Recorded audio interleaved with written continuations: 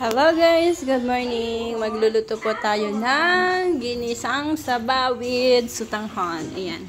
So before that, magpiprito muna tayo ng itlog kasi pandagdag ulam guys. So, dagdagan natin ng itlog. Ayan, tapos na natin igisa. Maglagay tayo ng bawang. Tinanggalan natin ng sabaw muna yung ating isda na nasa lata para hindi tumalsik-talsik guys. And then, igisa-gisa po natin. Yan.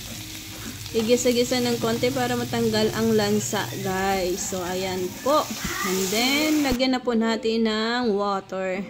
Pinakulo natin yung tubig. Nilagay na natin ang sabaw na tinanggal natin dyan guys. So dinagdag na natin yung sutanghon. Ayan. Naglagay tayo ng sutanghon dyan guys. 2 sutanghon lang.